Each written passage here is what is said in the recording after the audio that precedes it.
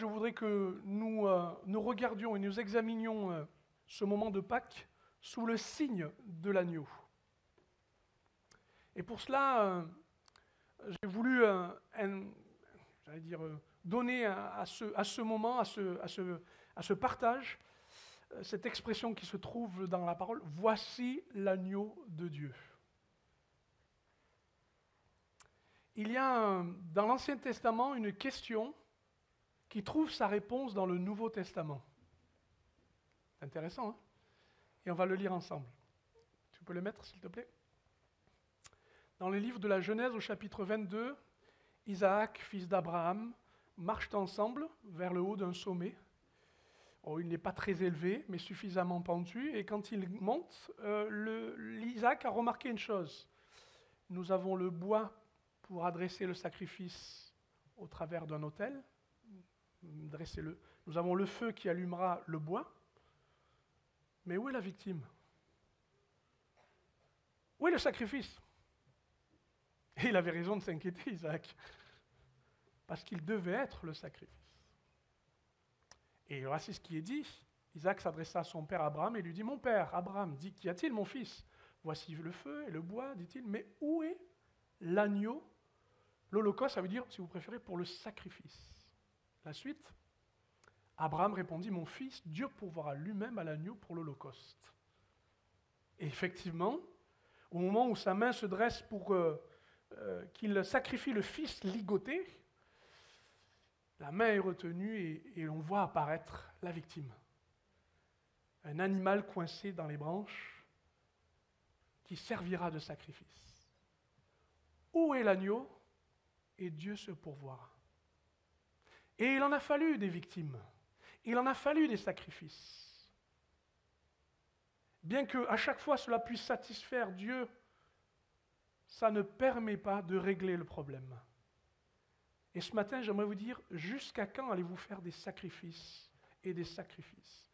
Jusqu'à quand vous-même allez essayer de vous mettre sur l'autel et de vous donner tant de mal, de vous faire tant de mal, alors que la suite, il nous est dit ceci.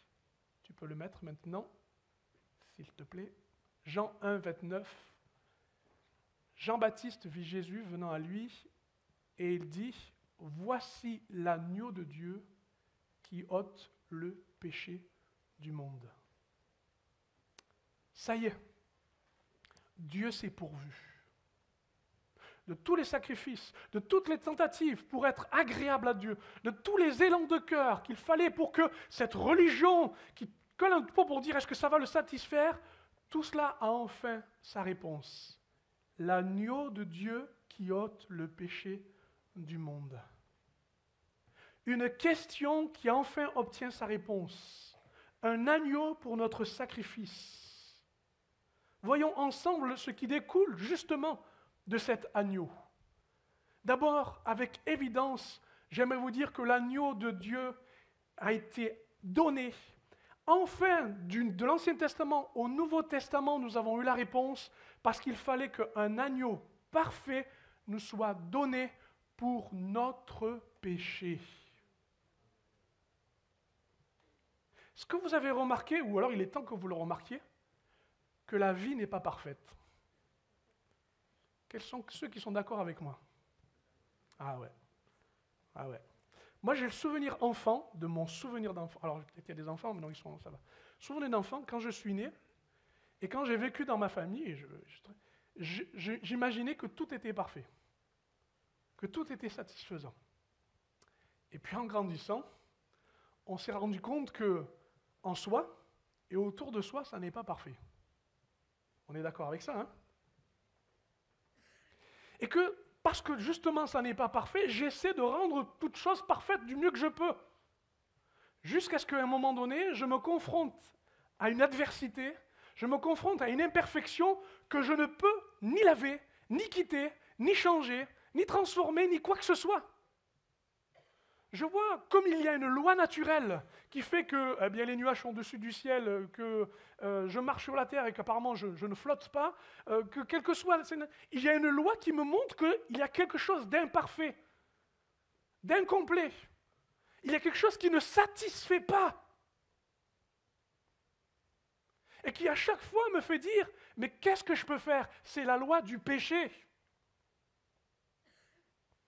Et cette loi est si complexe, cet état est si difficile à vivre, que là où je porte mon regard, qu'à chaque fois que j'essaie de traiter ces choses, je ne fais qu'une évidence, un échec. Un échec. Car en effet, je vois que dans ma propre identité, tout comme dans ma propre volonté, tout comme dans mes actes, je lis et je découvre cette imperfection, le péché. Oui, je peux le dire encore, et je peux le répéter encore. C'est une histoire inextricable, c'est une problématique qui n'a pas à l'équation de solution. Là où je porte mon regard, là où j'essaie de faire changer les choses, ça ne fonctionnera pas. Or, il nous est dit que l'agneau de Dieu est venu. Voici l'agneau de Dieu qui ôte le péché. Je voudrais m'adresser un peu plus précisément à vous pour dire que ce qui nous interpelle à cet instant concernant l'agneau, c'est son sang. Le sang d'un agneau sans défaut. Et il ne s'agit plus de la bête avec sa petite et belle toison, mais il s'agit de celui qui fut donné aux hommes, fils unique de Dieu, parfait en tout point, et qui s'est laissé comme un agneau sacrifié afin qu'il sorte de lui le sang de Jésus. Parce que ce sang qui est sorti de Jésus à la croix permet de dire à cet instant qu'il règle non seulement le problème du péché, mais qu'il règle cette imperfection dans ma vie, qui est celle de m'imaginer que je me sortirai tout seul du péché. Et il a patience de comprendre avec moi que depuis la Pâque, du temps des Hébreux, au moment où il était dit dans Exode 12, ce sera un agneau sans défaut, mâle, âgé d'1 an, vous prendrez l'agneau, vous le garderez jusqu'au 14e jour de ce mois, et toute l'assemblée d'Israël, eh bien, il le sacrifiera entre les 2 soirs. Et il est dit ceci, on prendra de son sang, on le mettra sur les poteaux et sur le linteau de la porte de la maison, là où on le mangera. Pourquoi fallait-il que ce sang soit exposé, puisque l'agneau était déjà sacrifié? À quoi servait-il qu'il soit évident, ce sang? C'était déjà assez macabre de laisser un agneau être sacrifié. Mais pourquoi fallait-il que le sang soit évident? Parce qu'au péché, il faut toujours pouvoir opposer le sang. Le sang est comme un signe. Et ce matin, je prie vraiment, et je ne fais pas de solennité supplémentaire, pour vous dire, si seulement tu pouvais savoir quelle est la démonstration de ce sang, tu ne vivrais plus esclave, tu ne vivrais plus une vie de misère. Parce que le sang de l'agneau a été exposé pour qu'il puisse te dire, j'ôte ton péché. Lui qui a porté lui-même nos péchés en son corps sur le bois, puisqu'il est mort au péché, nous pouvons donc vivre pour la justice. Puisque nous savons que comme il a été meurtri, et ces meurtrissures existent encore, nous pouvons être guéris. Puisqu'il est dit que c'est par amour, non pas parce qu'on l'a aimé, mais parce qu'il nous a aimés en premier, qu'il est venu comme un fils, comme une victime expiatoire, qui nous enlève, qui nous retire du péché. Qui mieux que cela nous permet de dire plutôt que ce soit toi qui le portes, c'est moi qui vais le recevoir. C'est la démonstration de ce sang qui l'atteste. Pourquoi chercher une autre preuve? Pourquoi aller je ne sais vers qui et vers quoi, si ce n'est par cette preuve? Oui, ce sang permet de dire aux esclaves qui étaient dans leur maison, qui étaient exposés sur, tiens donc, un linteau et des poteaux. Allez, prenons les 2 poteaux et mettons-le au milieu. Laissons le linteau. Avez-vous vu un signe? La croix. Car en effet, la croix est une porte pour nous. Et le sang signale que je peux y passer. Elle me laisse un seuil. Un seuil où le sang me dit, si tu franchis et tu passes par mon sang, tu seras libre de ton péché. Alléluia! Par la foi. Par la foi. Car les esclaves sont sortis, et sortis de la maison sous le sang, passant au-dessus du linteau, entre les poteaux, pour dire, l'Égypte est derrière nous, la liberté est devant nous. Amen. C'est ça, expier le péché. Et si tu te sens encore collé à ta misère, collé à ton péché, quel qu'il soit, par ton identité, ta nature, tu n'as rien fait, tu l'es pécheur, tu es pécheur. Parce que tu ne l'as pas encore commis, mais tu en as la volonté. On s'en sortira jamais. Et tout comme tu l'es commis. Il se sent me sert à ma libération. Mais ce n'est pas tout. Ce n'est pas tout. Parce qu'il y a d'autres problématiques. J'ai beau me dire, je suis libre de mon péché. Mais je porte encore en moi les traces de l'accusation, de l'évidence que j'ai gardé ma nature, j'ai gardé ma personnalité, j'ai gardé mon histoire. Et qu'est-ce qu'il faut alors pour que je puisse m'en sortir? Parce que vous ne pensez pas que le péché s'efface comme ça, qu'on le distance et qu'on le laisse derrière soi comme ça n'est pas vrai. Alors il faut que le sang aussi soit celui qui va te couvrir. Couvrir pour échapper au châtiment. Couvrir pour échapper à l'accusation et à la colère qui se montrent sur toi. Le sang sera pour vous un signe sur les maisons. Je verrai le sang, je passerai par-dessus vous. Ainsi le fléau destructeur ne vous atteindra pas lorsque je frapperai l'Égypte. Ce sang n'est pas simplement une libération, c'est une protection. C'est une couverture.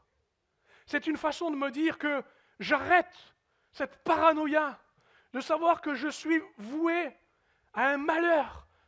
Parce que le passé me dit ces choses. Je suis couvert de ce sang. Et ce sang me rend légitime pour dire ce n'est plus sur moi que les choses tomberont. D'ailleurs, cette couverture, elle est non seulement pour éviter le fléau, le châtiment, mais elle me permet aussi d'entrer dans la présence et la sainteté de Dieu. Pensez-vous que nous qui sommes imparfaits, nous qui justement avons bien du mal avec la sainteté, nous pouvons nous approcher d'une telle présence? Il vous faut une couverture. Il vous faut le moyen d'avoir un filtre, je ne sais pas, qui vous permet de vous présenter. Et le texte dit ceci. Frères, puisque nous avons au moyen du sang de Jésus une libre entrée dans le sanctuaire. Qu'est-ce qui vous autorise à entrer dans la présence de Dieu? Qu'est-ce qui vous permet de ne pas être écrasé, consumé par la sainteté, si ce n'est le sang de Jésus qui vous couvre? Vous vous rendez compte quand vous vous refusez à la présence de Dieu, quand vous négligez la présence de Dieu, vous rendez ce sang inutile. Vous rendez ce sang incomplet. Je voudrais que vous considériez ce sang autrement. Au lieu de considérer toujours le péché, de considérer le sang de Jésus. Et ce n'est pas tout. Ce n'est pas tout. J'ai remarqué aussi que ce sang avait cette capacité de purifier. Gloire à Dieu. Gloire à Dieu. Quand j'étais enfant, on m'appelait Gaston Lagaffe. Parce que j'avais une faculté, mes t-shirts attiraient la nourriture. Je nourrissais ma bouche et mon t-shirt. Et j'ai le souvenir, notamment sur des photos, d'avoir toujours des vêtements, on va dire, une mode un peu approximative, c'est-à-dire avec des trous, mais aussi des taches.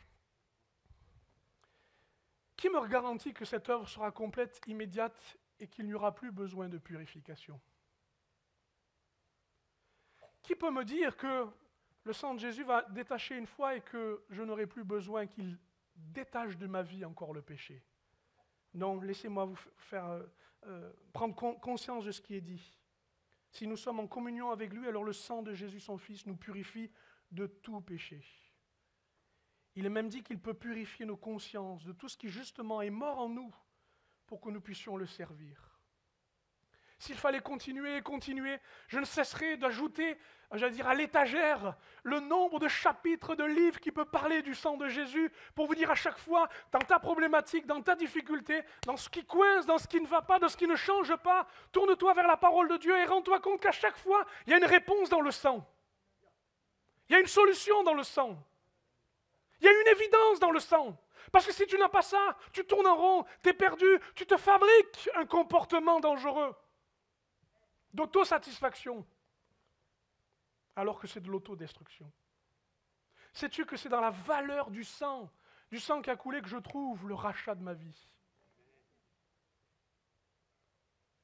Ce n'est pas avec de l'argent, ni avec de l'or que nous avons été rachetés, mais par le précieux sang de Jésus. Parce que c'est la valeur d'une vie, et pas la vie quelconque.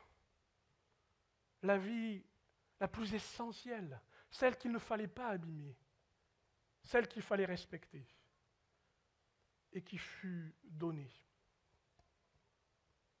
Il y a par ce sang l'évidence de quelqu'un qui me dit « Je te rachète parce que c'est payé, le sang est versé. » Ta vie pour ma vie, c'est payé.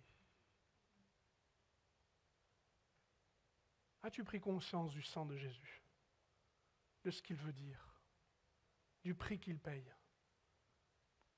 Pourquoi essayer toujours de racheter votre comportement alors que le rachat est fait? Si c'est payé, alors vis avec la fortune qu'il t'a donnée.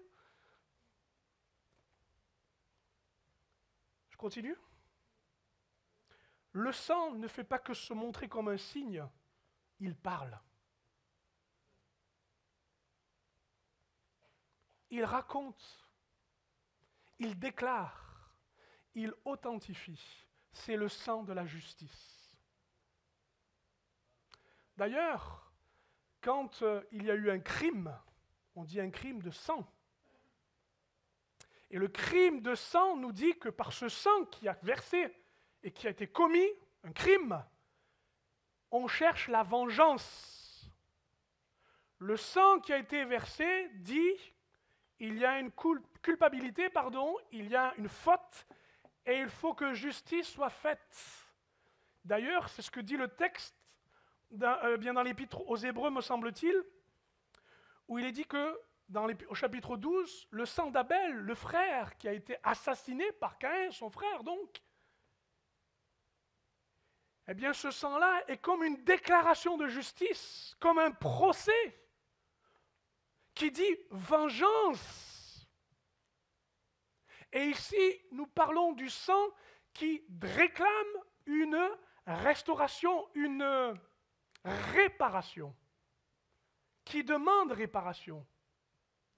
Et il nous est dit que le sang de Jésus parle plus fort que celui d'Abel. Que la vengeance se tait, parce que le sang de Jésus atteste ta justice. Le procès s'arrête, les accusations s'arrêtent. Me direz-vous, oui, d'accord, en conscience, spirituellement. Non, c'est pas vrai, parce que quand tu fais demi-tour, quand tu as reçu le sang de Jésus, quand tu as accepté ce sang, tu vas te confronter à ton passé. Et quand tu te confrontes à ton passé, qu'est-ce que tu vas rencontrer? Mais le sang que tu as versé, les victimes que tu as faites derrière toi, ou que tu as subi. Ce sang qui crie en toi vengeance, et dans lequel Dieu dit par le sang, pardon, le sang de son Fils. En fait, vous l'avez compris, hein? Le problème du péché, l'évidence du péché est telle qu'il nous faut au moins la couleur et la démonstration du sang de Jésus pour nous dire, attention, ici, l'agneau de Dieu est venu pour ôter le péché du monde. Vous obtenez avec foi ce que je viens de dire, le pardon de vos péchés. Dans ce pardon, il y a tout. Dans ce pardon, il y a toute cette démonstration. Dans ce pardon, il y a toute sa richesse. Excusez-moi du peu, mais peut-être que vous êtes encore pauvre. Pauvre en considération et pauvre en connaissance concernant la démonstration et la valeur de ce sang. Heureux ceux dont les fautes ont été pardonnées, dont les péchés ont été effacés. Heureux celui à qui le Seigneur ne porte plus compte de son péché. Non, ce n'est pas une option, ce n'est pas une évidence. Il a fallu que ce soit dit haut et fort, voici l'agneau de Dieu qui ôte le péché du monde. Mais ça n'est pas tout. Il y en a aussi un pour ma communion. L'agneau m'a donné son sang, mais le texte dit maintenant, mangez-le. C'est étonnant, hein? C'est même déroutant. C'est vrai qu'au moment de la Pâque juive, il nous est dit qu'ils ont pris ce repas et qu'il fallait qu'un agneau soit par famille. Et si la famille était assez petite, il fallait inviter une autre famille pour le manger. Et que tout soit consommé. Rôti à la hâte, accompagné de pain sans levain et d'herbes amères. Drôle de menu, hein? À quoi sert donc ce repas? Pourquoi l'agneau devait-il être consommé? Consommer l'agneau nous parle de communion. Et en bon français, je n'ai pas besoin de vous expliquer ce qu'est la communion quand on est à table. N'est-ce pas? Amen, oui, tu as raison. Ah oui, ça au moins j'ai l'avantage de ne pas faire des démonstrations. La communion de l'agneau me parle d'appétit. L'agneau m'a été donné pour que je puisse 3 choses. Un, me rendre compte que les Hébreux allaient partir marcher et ils allaient faire une longue marche. Et qu'il fallait qu'ils mangent pour qu'ils aient de la force. Et je ne pense pas que ce soit un petit sandwich aux herbes amères qui suffise. Il fallait des protéines. Parce qu'ils allaient se confronter à la pression de l'armée adverse qui, avec leurs chars, allait plus vite. Ils allaient se confronter à une mer qui leur faisait face et qui faisait barrage. Ils allaient se confronter à un désert. Bon, ils ont fait des pauses pour manger à un moment donné, je vous rassure. Mais il fallait quand même une sacrée force.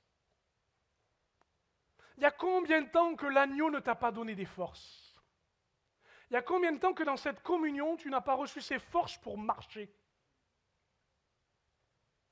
C'est important de l'entendre.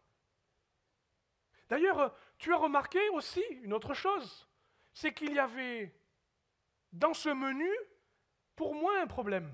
Enfin, pas un problème. Il y avait un problème de goût. Parce que des pains sans levain, bon, c'est de la farine et de l'eau, hein. Pas des herbes amères. Heureusement qu'il y a l'agneau pour du goût. Pour qu'il y ait du goût. Ça fait combien de temps que ta communion avec Dieu n'a plus de goût, de saveur? Ça fait combien de temps que le menu est un peu insipide? Que tu es en train de perdre l'appétit? Je veux te dire que l'agneau de Dieu est là pour te donner du goût. Voyez combien Dieu est bon. Voyez plutôt, il dit, et goûtez combien Dieu est bon, nous dit l'un des psaumes. J'apprécie cette façon. C'est vrai que les herbes amères ramènent à la souffrance dans laquelle nous nous trouvons. D'esclaves et dans laquelle la vie n'est pas facile, mais il y a quand même le goût de l'agneau. Savez-vous goûter cette paix, cette joie, cette simplicité, cette facilité d'être dans la présence de Dieu, de lire sa parole et d'en recevoir non seulement ses convictions et sa force, mais le goût. Le goût. Et puis enfin, ce repas était aussi une communion qui ne faisait pas que goûter à la présence de Dieu, mais à son appartenance. Manger ensemble un même plat, un même repas, manger ensemble l'agneau est un signe d'unité. Chaque maison, pour chaque famille, devait se rassembler pour que chacun participe au même repas. Et de la hauteur de là où je suis, j'ai ce sentiment, toutes les fois où je prêche, de me dresser devant une montagne, la montagne de l'individualisme, où chacun prend son repas, chacun prend conscience de la présence de Dieu, mais souvent on n'a pas réalisé la communion qui s'établissait entre nous. et qui faisait que ce repas n'est pas simplement un repas, c'est un temps d'unité. Chaque esclave était dans sa maison sous son esclavage, chacun dans sa tribu, jusqu'à ce qu'il mange de l'agneau, jusqu'à ce qu'il se lève, jusqu'à ce qu'ils quittent, qu'ils embarquent les trésors de l'Égypte et qu'ils deviennent un peuple. La communauté de l'agneau, de ceux qui, pour appartenir, ont une même culture. Ils mangent le même plat. Ça fait partie de la culture. D'ailleurs, on a des cultures différentes, vous ne mangez pas la même chose. D'ailleurs, vous mangez des choses bizarres des fois. Hein. Mais notre communion établit de dire, est-ce qu'on mange la même chose? Est-ce qu'on en retire les mêmes choses? Vous me suivez bien? Parce que c'est un temps d'unité. Et si vous avez la patience d'attendre, j'aimerais vous parler aussi de l'agneau, qui n'est pas simplement pour ma communion, mais tu peux mettre la suite, qui est là aussi pour mon obéissance. Est-ce que vous trouvez quelque chose de dangereux dans un agneau? Allez, vous avez 2 heures, vous me rendrez votre copie. Qu'y a-t-il d'imposant, d'impressionnant dans un agneau? Ses dents, ses défenses, ses épines, son venin, son air rusé. Qu'est-ce qu'il y a d'impressionnant dans un agneau? Rien. Ouais, peut-être. Mais un agneau, il n'y a rien de plus vulnérable. Écoutez bien. Voici l'agneau de Dieu qui ôte le péché du monde. Il m'aurait dit, voici la bombe atomique. Ah, je dirais, oui, effectivement. Voici l'arme fatale, le lion. Même pas. Voici l'aigle de Dieu. Même pas. Voici l'agneau. Parce que l'agneau est le symbole de la vulnérabilité. Et cette vulnérabilité trouve sa force dans l'obéissance. Si l'agneau n'obéissait pas, il n'avait ni pouvoir, ni autorité, ni moyens. L'agneau nous parle de cet esprit et état d'esprit d'obéissance à cause de la vulnérabilité. On célèbre les héros, on célèbre les révoltés. Mais est-ce qu'on applaudit les dociles et les humbles, ou les humbles? Est-ce qu'on remarque ceux que justement ne veulent pas se faire remarquer parce qu'ils ne veulent qu'une seule chose, comme un agneau? Se laisser conduire et porter à l'endroit. L'agneau n'a qu'une seule arme, n'a qu'une seule force, qu'une seule conviction, qu'un seul moyen, qu'une seule mission, obéir. Il a été maltraité, le dit le livre d'Ésaïe au chapitre 53. Je m'autorise à le lire. Il n'a point ouvert la bouche. Semblable à un agneau qu'on mène à la boucherie, à une brebis muette devant ceux qui la tondent, il n'a point ouvert la bouche. Il est resté docile dans l'épreuve. Mieux que ça, écoutez, il est resté docile dans l'injustice qu'il devait vivre. Il s'est mis au service du sacrifice. Comme nous sommes appelés, mes frères et sœurs, à suivre le même exemple, qui n'est pas le développement personnel. Les 5 clés pour être, le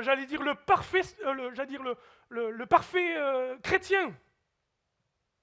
Mais nous sommes appelés au même dépouillement, à la même docilité, à la même fragilité, à la même acceptation, à la même abnégation, au même renoncement. Renoncer à soi-même, se charger de sa croix et le suivre. Bien qu'il ait fait tous les miracles, bien qu'il ait apporté toutes ses paroles, bien qu'il ait tout réussi, c'était le tout accompli de sa mort qui était nécessaire.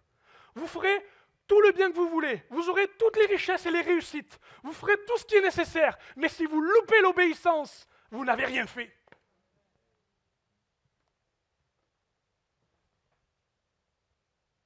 D'ailleurs, c'est ce qui nous inquiète tous. Parce que l'obéissance nous conduit à la souffrance. Et que l'on a bien sûr été fabriqué pour éviter la souffrance. Alors je sais, ce message n'est pas gratuit, n'est pas heureux, et pourtant il amène à quelque chose d'heureux.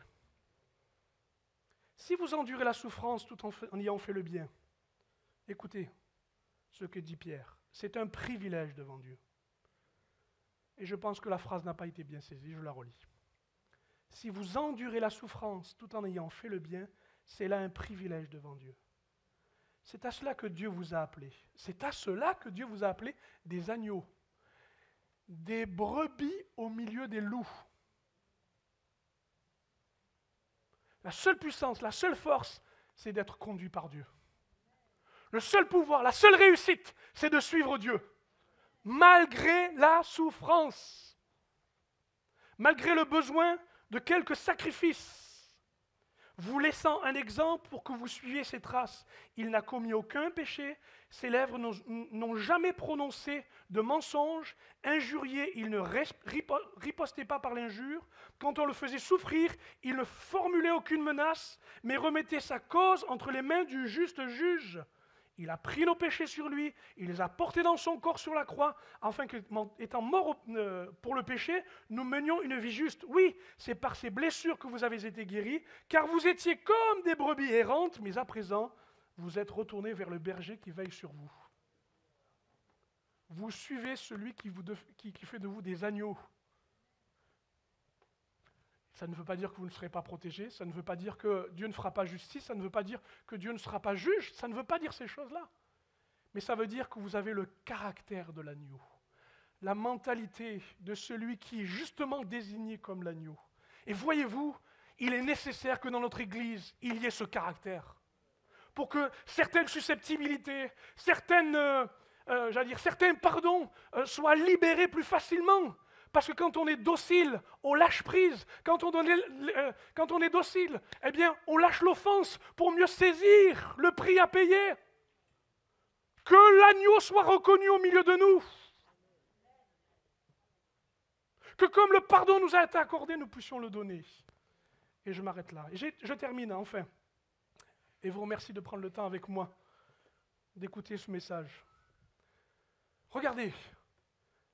Pour toute mon histoire, du passé, du présent et de l'avenir, j'ai besoin de l'agneau qui ôte le péché de ma vie. Amen. J'ai besoin de l'agneau pour marcher, justement, pour avoir ce goût de cette présence, pour rester uni. J'ai besoin de cet agneau parce qu'il est l'agneau de Dieu. J'ai besoin de cet agneau parce que mes souffrances, mon obéissance a besoin de cet exemple pour suivre ses pas. Je ne me suis pas perdu, je ne me suis pas oublié, je ne suis pas en train de me tromper. C'est comme l'agneau. Je suis dans cette obéissance. Mais j'aime mieux que cela, plus que cela.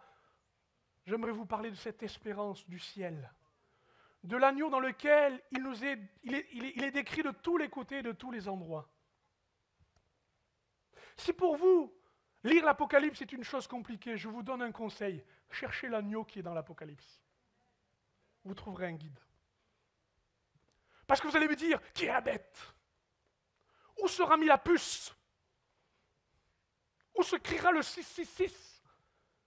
S'il vous plaît, je comprends tout à fait que ce soit des questions auxquelles on a besoin de se poser et de se préparer. Peut-être. Mais plutôt dites-vous, où est l'agneau?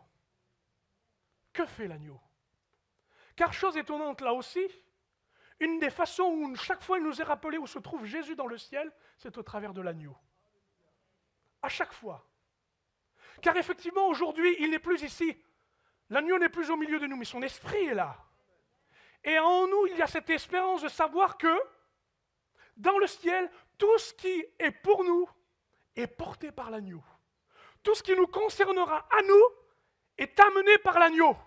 Car sur la terre, il a reçu ce qui, justement, suffisait pour que dans le ciel, il soit notre avocat auprès du Père et qu'il nous apporte ce qui convient. Mon ami, mon frère, ma soeur, ton espérance n'est pas vaine. Ta foi ne s'arrête pas juste à ce jour. Mais par cette Pâque, regarde l'agneau et considère sa personne, effectivement, glorifiée. Parce que dans cette gloire, j'ai une multitude de textes qui en parlent. J'invite l'équipe à me rejoindre Ça leur donnera le temps de s'installer. D'ailleurs, il est dit que notre première rencontre céleste, de manière immédiate, et ne cherchez pas à savoir quel en sera le signe, vous allez vous tromper, c'est l'enlèvement dans lequel nous serons dans le ciel, et il nous est dit qu'il y aura des récompenses. Et ces récompenses portent le titre des noces de l'agneau. Est-ce que j'ai dit une bêtise? Il n'est pas dit les noces de l'époux, il n'est pas dit les noces de Jésus, les noces de l'agneau. Pourquoi? Parce que l'agneau qui a porté la couronne d'épines, Jésus, sait comment il faudra porter les couronnes de nos récompenses. Et quand dans une grande fête, l'épouse rencontre l'époux, l'Église rencontre son sauveur, ceux qui ont été enlevés, dans la mort, tout comme dans la vie, seront ressuscités avec lui, se tiendront dans cette gloire. Je sais que c'est un peu d'imagination qu'il nous faut, hein, mais ce sera l'agneau qui tiendra les couronnes. Et c'est lui qui donnera les récompenses. Il porte ma récompense, alléluia, parce que c'est les noces de l'agneau. Ce qui effectivement était méprisable, faible, fou, un agneau devient glorieux, juste dans le ciel. Amen.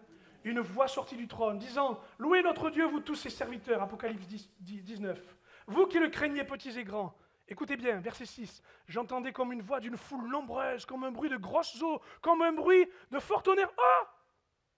T'es dedans? Ah oui, si, j'y crois. Hein? J'entendis comme une voix d'une foule nombreuse. Ben, vous êtes là. Est-ce que tu es dans cette foule? Est-ce que tu seras dans cette foule? Bon, je n'ai pas la liste. Il n'y en a qu'un qui a le livre. Hein? Mais plaise à Dieu que tu y sois. Parce qu'il est dit ceci. Alléluia! Le Seigneur, notre Dieu Tout-Puissant, est entré dans son règne. C'est l'accomplissement. Réjouissons-nous, soyons dans l'allégresse, donnons-lui gloire, car les noces de l'agneau sont venues et son épouse s'est préparée. Et il lui a été donné de se revêtir d'un fin lin éclatant et pur, car le fin lin, ce sont les œuvres justes des saints. Et l'ange me dit, écris, heureux ceux qui sont appelés au festin des noces de l'agneau. Ce n'est pas du cinéma, ce n'est pas simplement un happy end. C'est la conclusion de cette phrase qui a dit « Voici l'agneau de Dieu ». Est-ce que tu as pris cette direction? Est-ce que tu regardes le ciel comme ces choses? Ou tu regardes ton compte en banque? Tu regardes ton résultat sanguin? Tu regardes ton voisin? Et que tu ne considères pas cet appel à l'espérance? Oui, ça va se réchauffer. Oui, ça va se compliquer. Oui, ce sera difficile. Mais plutôt que de serrer ton cœur dans l'angoisse, libère cette espérance. L'agneau t'interpelle ce matin. Il dit, regarde le ciel par l'agneau. Et regarde parce qu'il nous est dit que quand tout sera fini, quand de nouveaux cieux, une nouvelle terre, quand la nouvelle Jérusalem sera là, comment serons-nous éclairés? Par l'agneau qui porte la lumière. Comme un flambeau, tout fera sens. Tout sera clair. Nous serons vus comme nous le verrons. Parce que c'est l'agneau qui porte la lumière. Et que dire encore de l'agneau? Quand il nous dit qu'il se tiendra au milieu du trône, et comme le berger de son peuple, il conduira chacun aux sources de la vie, et qu'il essuiera toutes les larmes de vos yeux. Pourquoi vous n'écoutez pas cette consolation? Pourquoi vous ne comprenez pas cette consolation? Vous pleurez la mort de votre père et de votre mère. Vous pleurez peut-être la perte d'un fils ou d'une fille. À part des mouchoirs, je n'ai rien à vous proposer. Rien à vous indiquer. Sauf que dans la parole, il y a un agneau qui est devenu un berger, chef de son troupeau, qui a acquis le premier rôle, le premier rang, la première responsabilité, c'est d'essuyer tes larmes et de te conduire dans une félicité céleste. De te porter au nu avec lui, pour que tu arrêtes de considérer ta vie comme une vie terrestre, comme une vie de péché et de souffrance. L'agneau te dit ce qui est beau, ce qui est vrai, ce qui est juste. Où trouveras-tu ton espérance au fond d'un trou? Quand il faudra descendre, où vas-tu chercher ton espérance? Il est ton destin final. C'est l'agneau. au-delà de tous les mouvements, de toutes les paroles, de toutes les prophéties, de toutes les directions. Il est l'agneau qui te montre le destin final. Je vis au milieu du trône et des 4 êtres vivants et au milieu des vieillards, un agneau de Dieu qui était comme là, immolé. Il avait 7 cornes et 7 yeux, qui sont les 7 esprits de Dieu envoyés par toute la terre. Il vint, il prit le livre de la main droite de celui qui était assis sur le trône. Ce livre détenait les sceaux qui allaient s'accomplir sur la terre et dans le ciel. Quand il eut pris le livre, les 4 êtres vivants et les 24 vieillards se prosternèrent devant l'agneau, tenant chacun harpe, coupe d'or remplie de parfums, qui sont les prières des saints. Elles sont là, tes prières. Elles sont là, tes murmures et tes soupirs. Ils sont là, nos mardis soirs, dans cette salle là-bas. Pour l'agneau, à l'agneau. Il chantait un cantique nouveau en disant « Tu es digne de prendre le livre et d'en sortir les sceaux, car tu as été immolé, tu as racheté pour Dieu par ton sang des hommes de toute tribu, de toute langue, de tout peuple, de toute nation, et tu as fait d'eux un royaume, des sacrificateurs pour notre Dieu, et ils régneront sur la terre. » Qu'ai-je besoin de vous dire qui est l'agneau de Dieu? Je regardais, dit Jean, et j'entendis la voix de beaucoup d'anges autour du trône et des êtres vivants et des vieillards. Leur nombre était des myriades et des myriades et des milliers de milliers. Ils disaient d'une voix forte, l'agneau qui a été immolé est digne de recevoir la puissance, la richesse, la sagesse, la force, l'honneur, la gloire et la louange. Nous sommes nés et nous vivons pour ça. Nous sommes destinés et nous marchons et nous mourrons pour cela, pour l'agneau. Puis-je m'autoriser à vous demander de nous tenir debout ensemble et de vous faire une dernière fois la lecture du dernier verset. Autour du trône, là où est l'agneau, se tenaient des êtres vivants, créatures célestes, puissance et autorité, comme ces vieillards et cette multitude de myriades et de myriades, de milliers de milliers. Et ils disaient d'une voix forte, l'agneau qui a été sacrifié est digne de recevoir la puissance. L'agneau est digne de la puissance, de la richesse, de la sagesse, de la force, de l'honneur, la gloire et la louange. Et nous disons ensemble, Amen. Nous ne voulons ni la richesse, ni la gloire, ni la louange. Nous la voulons pour l'agneau. Amen.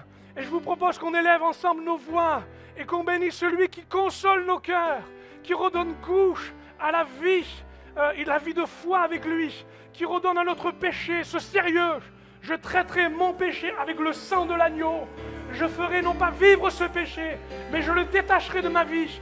Je le ferai vivre autrement, alléluia. À cause de l'agneau, que nos cultes vivent le temps de l'agneau, que nos communautés vivent le temps de l'agneau, que nos rapports d'amour et de grâce soient selon le standard de l'agneau de Dieu. Ne meurs pas sans l'agneau, ne vis pas sans l'agneau, mais loue l'agneau de Dieu qui a été donné au milieu des hommes. Alléluia, Jésus.